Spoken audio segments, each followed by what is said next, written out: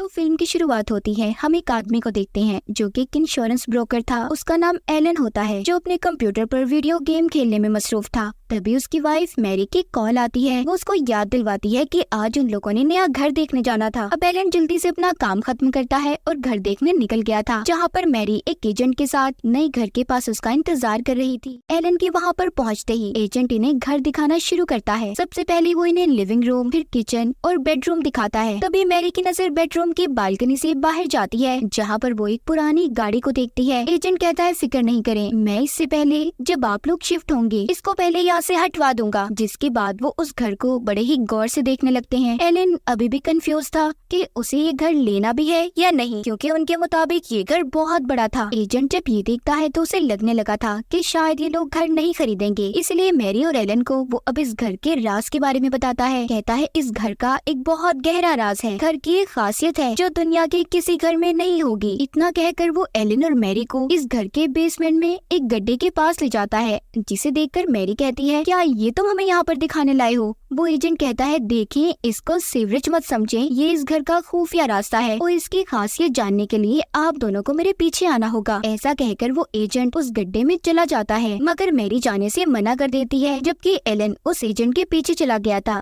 जब वो मैरी को अपने पीछे आता नहीं देखता तो दोबारा से मैरी के पास आता है। इस बार वो भी इनके साथ चली गई थी। एजेंट कहता है कि आप लोगों को इसका दरवाजा बंद करना होगा, तभी तो ये जगह अपना असल कमाल दिखाएगी। जैसे ही ये थोड़ा सा आगे आते हैं तो देखते हैं ये लोग उस रास्ते से इस घर के फर्स्ट फ्लोर पर आ गए थे। ये देखकर मैरी और एलन हैरान हो जाते हैं। तभी एलन नोटिस करता है कि अब सुबह हो रही है, जबकि वो तो इस घर को देखने शाम में आए थे। वहीं पर मैरी भी इस बात के बारे में सोचने लगती है कि आखिर बेसमेंट में जाकर वो लोग इस घर के फर्स्ट फ्लोर तक कैसे पहुंच गए। साथ ही उन्हें ये भी लग रहा था कि कहीं वो किसी दूसरे घर में तो नहीं आ गए। अब यहाँ पर एजेंट इन्हें बताता है देखिए, ज्यादा मत सोचें, हम लोग उसी घर में हैं। वो गड्ढा दरअसल एक पोर्टल टाइम ट्रेवल है इस घर का, जिसने हम सभी को वक्त से 12 घंटे आगे ला दिया है। वो एजेंट बताता है कि कल हम शाम को इस घर को देखने आए थे और अब सुबह हो रही है। एलन कहता है चलो तुम्हारी सारी बातें सच हैं, ठीक है वो एक टाइम ट्रेवल रास्ता है, मगर मुझे ये समझ नहीं आई कि इंसान जाता बेसमेंट में है तो पहले फ्लोर पर वो कैसे आ जाता है। एजेंट एलन की इस बात को घुमाते हुए बताता है कि इस घर में एक और खूबी है, बहुत से खरीदार इस घर को लेने के लिए तैयार हैं, तो इसीलिए आप लोगों को जल्द से जल्द फैसला करना होगा कि आप दोनों को ये घर लेना है या नहीं। ये सब बताकर एजेंट तो चला गया था। एलन से मैरी कहती है हम दोनों घर पहुंचकर फैसला करेंगे कि हमें ये घर लेना है या नहीं। पर जैसे ही मैरी अपनी गाड़ी पार्क करती है, वो रोड पार करते 2 बच्चों को देखकर सोच में पड़ गई थी, जिसके बाद सीन कुछ वक्त आगे का दिखाया जाता है। एलन और मैरी ने उस घर को खरीद लिया था और जल्दी उस घर में शिफ्ट भी हो जाते हैं। वहाँ पर जाते ही एलन को एक बिल्ली मिलती है, जिसे वो अपने साथ रखने का फैसला करता है। उधर ही मैरी उस पोर्टल को बड़े ही गौर से देख रही थी। सब कुछ ठीक तरह से सेट होने के बाद ये दोनों खूब सारा एंजॉय करते हैं और सो जाते हैं। उसके अगले दिन एलन अपने घर पर बॉस को बुलाता है,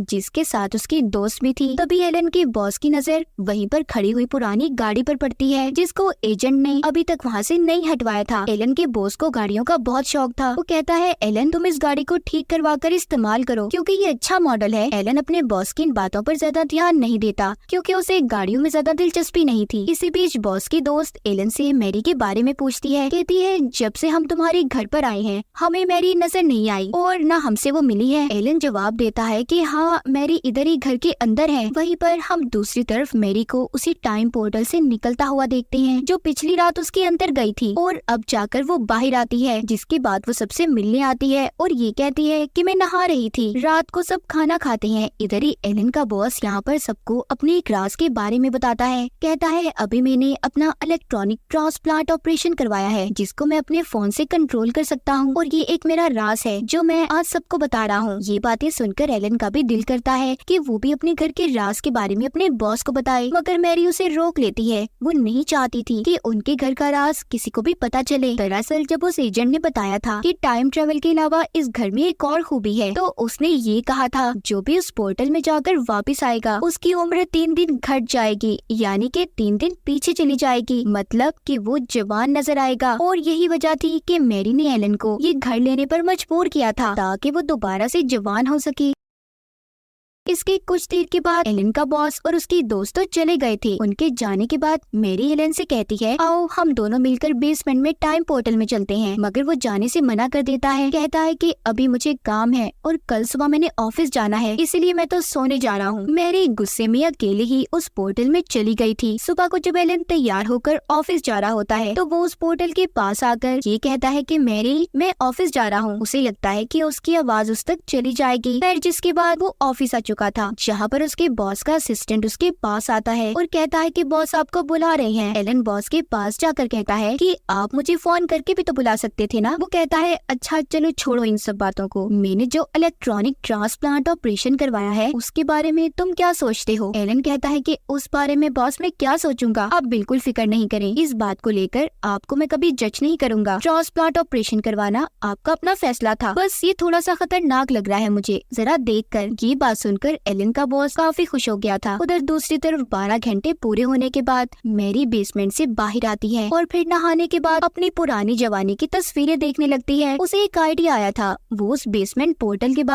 आने के रास्ते पर एक शीशा लगा देती है ताकि वो उसमें से जब भी निकले ये देख पाए कि उसकी उम्र कितनी कम हुई है, वो कितना जवान हुई है। इसके बाद फिर से वो उस पोर्टल में चली जाती है ताकि जल्दी जवान बन सके। उसी रात एलन का बॉस अपनी दोस्त से बातें करते हुए कहता है, मुझे लगता है कि एलन की बीवी मेरी इस ऑपरेशन से खुश नहीं है, उसने इस बात का सही से मुझे कोई जवाब भी नहीं दिया था। उसकी दोस्तों से समझाती है, छोड़े हमें क्या लेना देना इस बात से। उधर मैरी अपने घर में रात को जो पोर्टल से बाहर आती है वो देखती है उसका हस्बैंड एलन ऑफिस से आकर सो चुका था। मैरी एलन को जगाती है और उससे पूछती है, मुझे देखो मुझ में कोई फर्क नजर आया, मैं उस टाइम पोर्टल में 3 दफा गई, यानी कि मेरी उम्र 3 दिन कम हो जानी चाहिए थी ना। एलन कहता है, मैरी ऐसा कुछ नहीं है, तुम मुझे पहले जैसी नजर आ रही हो। मैं जब ऑफिस से घर आया तो मैंने उसी बिल्ली को उस पोर्टल के पास कुछ अजीब सी आवाजें निकालते हुए देखा जो हमने घर पर रखी हुई है। उसे बोलते हुए देख ऐसा लग रहा था कि जैसे वो हमें किसी खतरे के बारे में बता रही हो। मुझे बहुत डर लग रहा है, हमें उस पोर्टल को हमेशा के लिए बंद कर देना चाहिए। मैरी कहती है, नहीं ऐसा नहीं कर सकते तुम, मुझे लगता है अकेले रह रहकर तुम्हारा दिमाग कुछ फालतू की सोचें सोचने लगा है। इतना कहकर वो फिर बेसमेंट के पोर्टल में चली जाती है। अब जब अगले दिन वो बाहर आती है मगर तब भी उसे अपने अंदर कोई फर्क नजर नहीं आया था। उधर ऑफिस में एलन जब अपने बॉस से किसी काम के सिलसिले में मिलता है तो उसका बॉस इस बात पर ज्यादा ध्यान नहीं देता और उसे अपने साथ शूटिंग प्रैक्टिस के लिए ले गया था, जहाँ पर गन को चलाते ही उसका झटका लगने की वजह से एलन का बॉस नीचे गिर जाता है। बाद में गाड़ी में बैठकर बॉस एलन से कहता है, मुझे लगता है कि झटके की वजह से मेरे ट्रांसप्लांट में कोई खराबी आ गई है, मुझे इसलिए जापान जाना होगा क्योंकि मैंने वहीं से ऑपरेशन करवाया था। बॉस यहाँ पर अपना सारा काम एलन को समझा देता है और साथ ही अपने घर की चाबियां भी दे देता है। कहता है कि ये जाकर मेरी दोस्त को दे देना कि कभी अगर उसका दिल किया तो वो मेरे घर पर रहने आ सकती है। यहाँ पर बॉस की बात को मानते हुए एलन उसकी दोस्त के पास घर की चाबियां देने चला गया था। उधर दूसरी तरफ मैरी दूसरी बार भी उस पोर्टल से आने के बाद अपने चेहरे में कोई फर्क नहीं देख पाती, तो उसे अब इस पोर्टल पर शक होने लगा था। इसीलिए वो किचन से एक सड़ा हुआ सेब लेकर वापस से पोर्टल के अंदर जाती है। वो एक एक्सपेरिमेंट तजुर्बा करना चाहती थी। उसका प्लान ये था कि अगर वो पोर्टल वाकई जवान करता है तो इस फल को भी वो पहले की तरह ताजा कर देगा। इसमें ये चीज साबित हो जाएगी कि पोर्टल अच्छे से काम करता है या नहीं। एलन जब घर आता है तो उसे मैरी का लिखा हुआ नोट मिलता है जिसमें लिखा था कि मैं तुम्हें कल मिलूंगी। उसे समझ नहीं आता कि मैरी किस कल की बात कर रही है क्योंकि अब तो वो पहले से भी ज्यादा वक्त बेसमेंट में गुजार रही थी। एलन मैरी का इंतजार करता करता सो जाता है। तभी मैरी आती है और एलन को जगाकर कहती है, उठो देखो इस सेब को, जब मैं इसे अपने साथ लेकर गई तो ये गला सड़ा हुआ था, अब देखो ये ताजा हो गया है पहले की तरह। इसका मतलब वाकई ही पोर्टल उम्र कम कर सकता है और इसके जरिए हम दोनों हमेशा जवान बने रहेंगे और इसी के साथ साथ एलन हम अमर हो जाएंगे। प्लीज तुम इस घर के राज के बारे में किसी को कभी कुछ भी मत बताना।